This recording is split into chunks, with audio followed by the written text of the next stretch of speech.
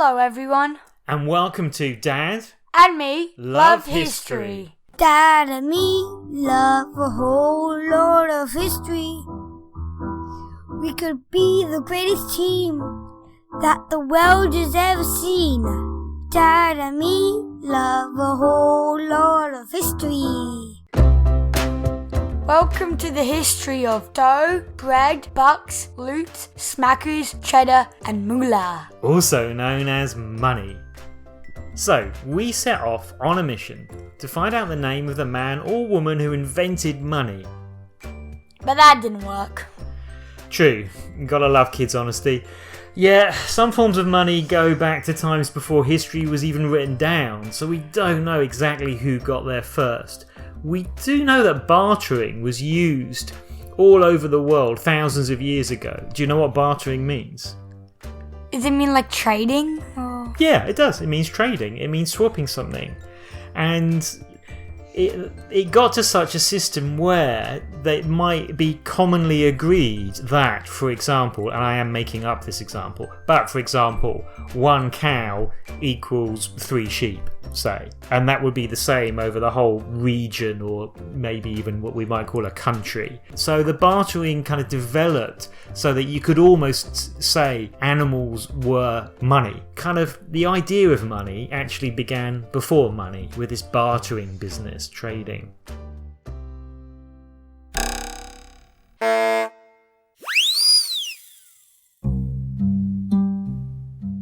So when we're looking back in history for historical records about money, we know that ancient empires used different things as cash or money.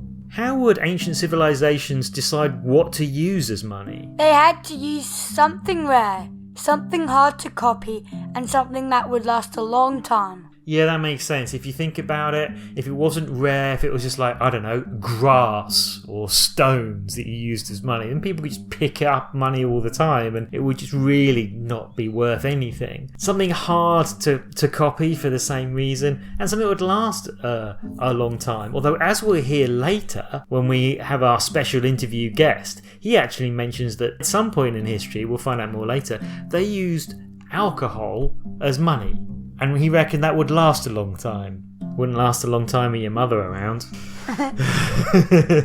In India and China and parts of Africa in ancient times, a rare type of sea snail shell was used as something rare, hard to copy, and something that would last a long time. And once people learned how to mine for metals, we then get closer to coins being used as currency. In Mesopotamia, now known as Iraq, it was a very advanced civilization, and they developed a system of money over 5,000 years ago. They had shekels. A shekel was a metal unit of weight. So you'd have a set of scales, and on one side you'd put 1 shekel, and on the other side you'd put whatever it was that you wanted to weigh out, barley or salt or whatever. So from that, so that the shekel was like a round sort of disc of metal, but it didn't have anything written on it, at least not to begin with in those early years. And at the same time, Egyptians used gold bars as a set weight for deciding how much goods were worth. But that's still not a proper coin as we know them. True. For about 1000 BC, 1000 years before Christ, that's 3000 years ago, we have the first evidence of metal forms of money taking over from shells in these ancient civilizations. After they used shells, the ancient Chinese made some small knives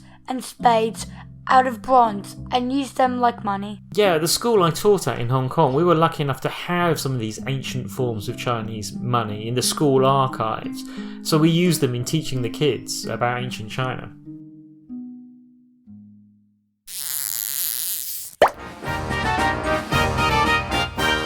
I've got a money joke for you. When does it rain money? I don't know. When there's change in the weather.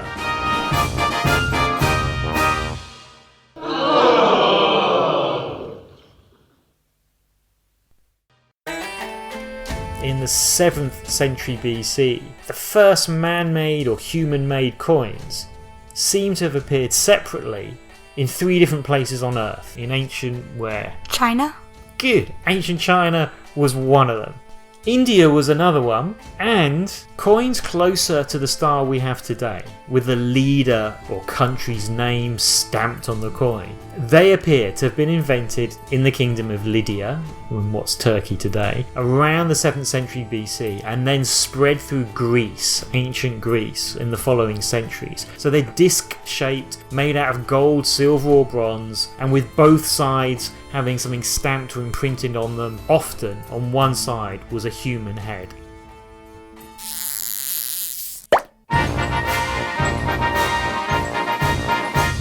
I've got another money joke for you. Why did the little boy eat his cash?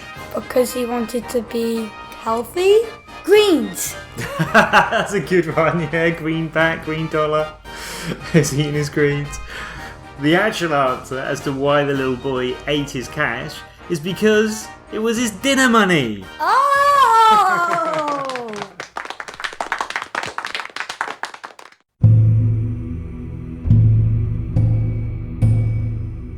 In Europe 2,500 years ago, there was ancient Greek cities that got really organised, especially Athens. And that's how ancient Greece, and particularly Athens, became such a rich and powerful empire. Because in Athens they discovered silver under the ground, and they mined it, a huge amount of silver, using a huge number of slaves as workers, so it was cheap for them to mine. And then, with the silver, they were able to pay their soldiers in silver coins, which meant they could have a big army that all the best people wanted to join, or the strongest people wanted to join, so they could get the best soldiers. And they used it to pay for more and more Athenian warships. So the Athenian Empire was soon the most powerful in the region. That's enough of listening to Dad. Let's listen to Ed, today's guest, an expert about money. Okay, I guess we've covered how ancient places invented money, but how about if you're setting up a new country? Well, we look at Australia as a more recent example, more modern history of where a country invented or introduced a system of money.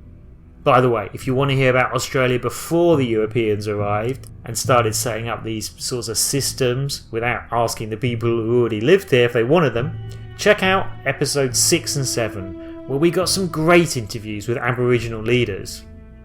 And in one of those episodes, I went spearfishing and caught something that is longer than Dad.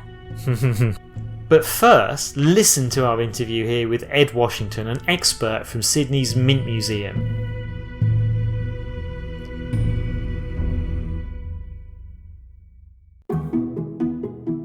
Here we are in Sydney, finding out all about the history of money.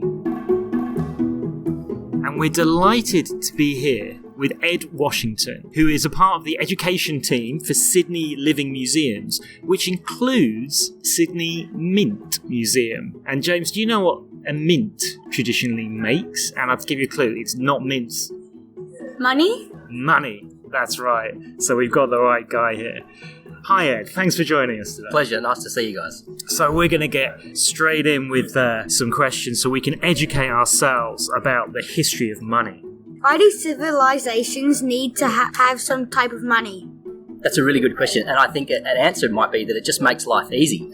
But I also think it's about trust, and I think if someone has something of value, like an object or a special skill that they can use, say being an artist, and they can trade that object or that skill for money that is trusted, like our own currency that we have in Australia, then it means you can trade with lots and lots of people without too much worry. In a country like Australia, our currency is considered to be very safe, and we rely on it without really thinking about it. But in some countries, and certainly throughout history, this has not always been the case. So it's interesting that money is all about trust. People have to trust that a coin, or back in history, a shell, is worth the same as everyone else thinks it's worth. Have you got any jokes for us, James? I've got 2. Where does a fish keep his money? I don't know. Where does a fish keep his money? In the riverbank. I've got another money joke for you. Why did the idiot go broke? Because he threw away all his money. Because he had no sense. No sense.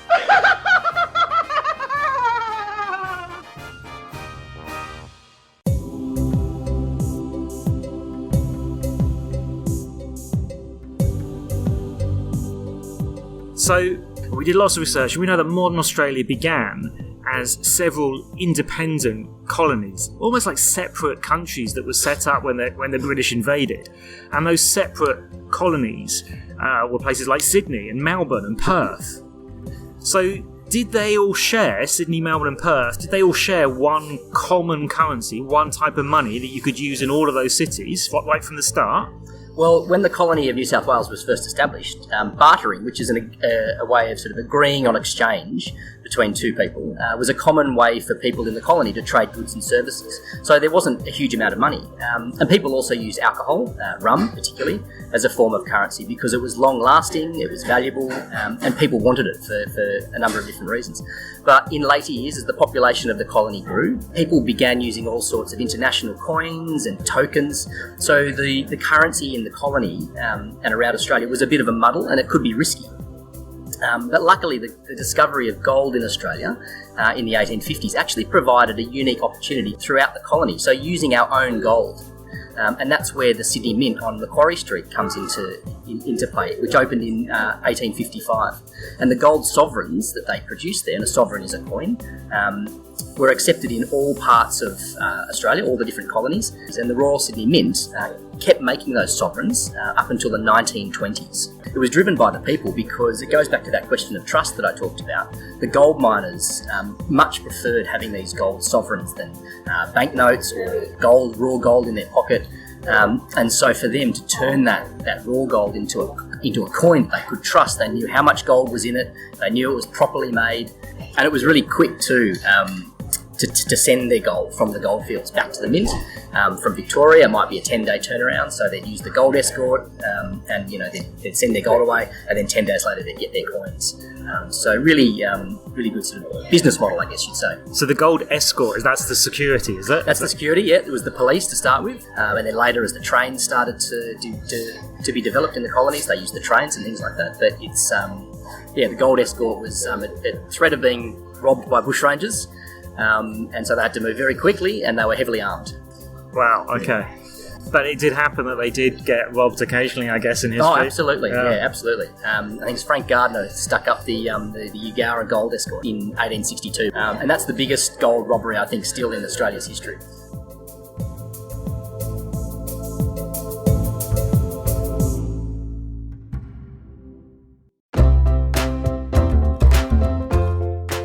Okay, so how do you turn gold bullion into gold coins? It's a great question.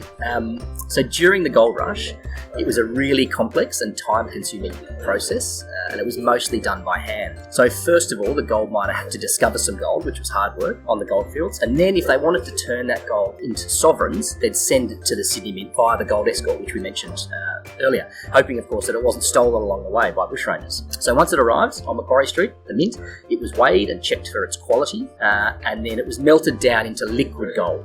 And the liquid gold was poured into gold bars, which then cooled and allowed to set, so they made long, hard gold bars.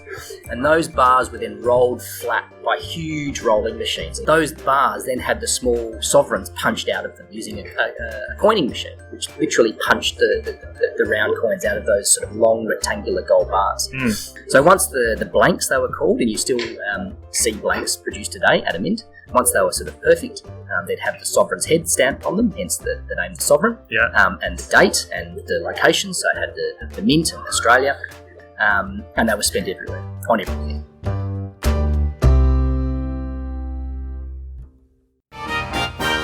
I've got one more joke for you, one more money joke. What did the cat say when he lost all his money? It's raining cats and dogs. I'm poor. Oh.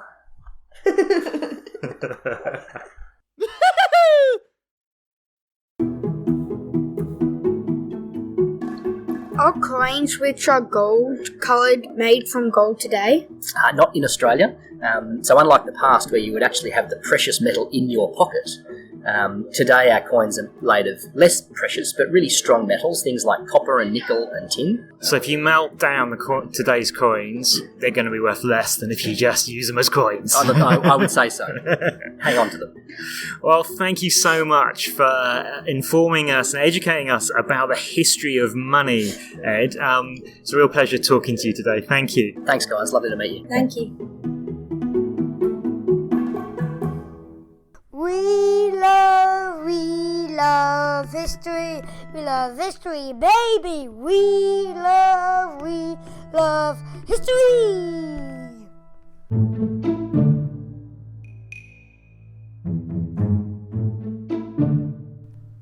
If you were inventing a currency, James, a type of money for a new country, say, or maybe a new planet, what would you have stamped on each side of your coins? My face I thought you'd say that. and whoever was wanted in the area. Whoever was wanted, like criminals. Oh, so you'd have Emperor James on one side, and then the criminals that you wanted everyone to catch on the other side. That's an original idea. I haven't heard of that one before.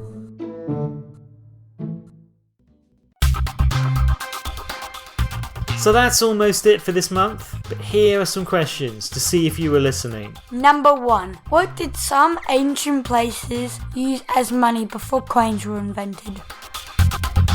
Number 2. Why do civilisations need to have some type of money? Number 3. Modern Australia began as several independent colonies like Sydney, Melbourne and Perth. Did they all share one common currency from the start? Number 4. When did Australia start using the Aussie dollar as their currency? Number 5. How do you turn gold bars into gold coins? And finally, number 6. Are coins which are gold coloured made from gold today?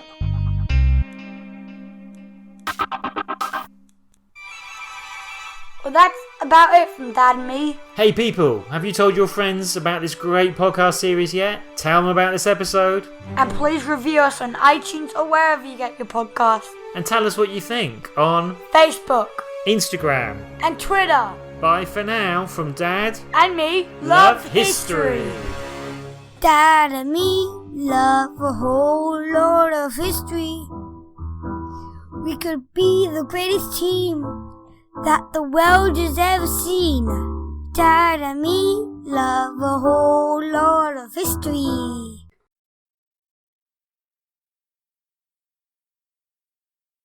Are we recording? Yes, we are. Embarrassing. Embarrassing, son. Embarrassing, Dad.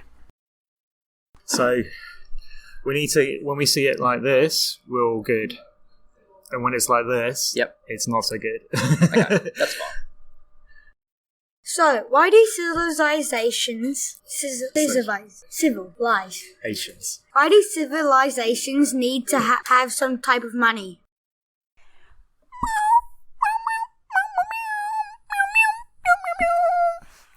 Testing. 1, 2, 3. It's not a very good test when we don't use our normal voices there.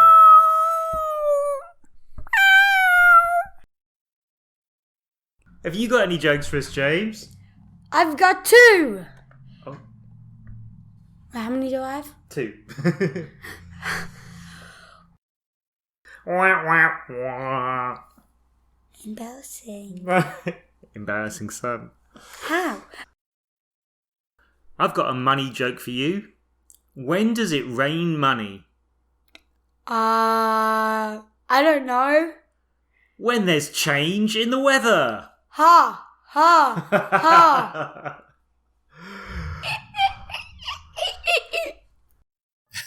Perfect. Cool. All right, I hope that was all right. Yeah, should be good. Dun dun dun!